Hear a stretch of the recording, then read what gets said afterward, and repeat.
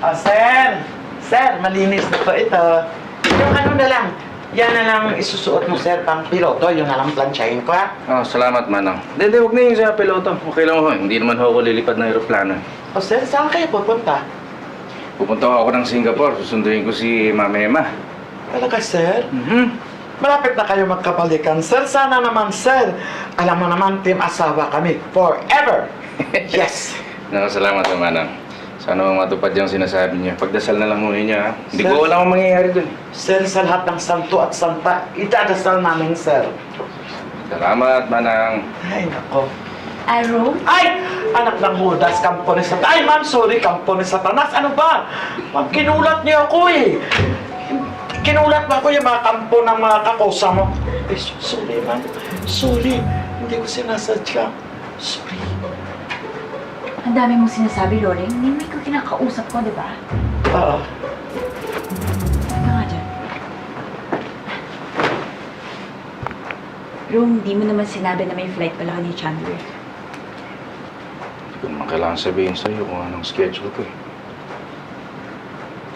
Boom. Charat, charat. Charat, charat.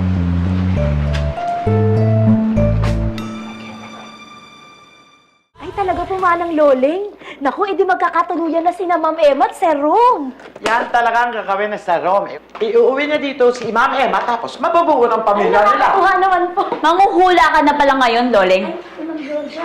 Parang sigurado ka sa mga sinasabi mo, ah. Ma'am Georgia naman, pasulpot-sulpot ka na dyan ka pala eh. Para ka naman kabuting itim eh. Hoy, ikaw, Loling, ha? Tigil-tigilan mo ko sa mga pasimpleng insulto mo. Anong kabuting itim ka dyan? Gusto mong mangitim yung paningin ko sa'yo? Ma'am, hindi insulto yon. Masustansya ang kabuting itim, di ba?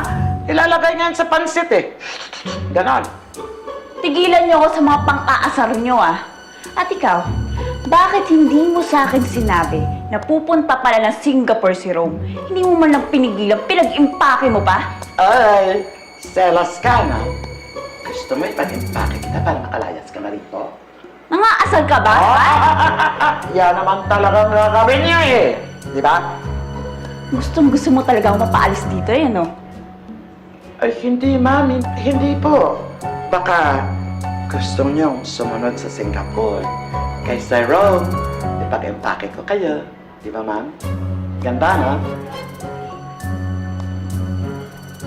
Ang ganda ni ma'am. Oh. Manang, Ah. tigilan niyo na nga yung pang-aasar kay Ma'am Georgia. Eh baka mamaya balang araw sakali na lang kayo niyan. Isa ka pa, nakakalusot naman ako ah. Ako pa nga nagbigay ng ideya sa kanya sumunod sa Singapore, di ba? O di gawin niya. Gawin niya, pag nandun siya sa Singapore, siya naman uwi ni Sir Rom at ni Ma'am Emma dito. Habang buhay siya, makaantay sa Singapore at makaram. Oh, yan ang kabuti. Marinig kayo. Weh, sa taas na pa marinig. Mag-iingat na rin kayo. Masyado ka kasi matakutin dyan eh. Akala niya,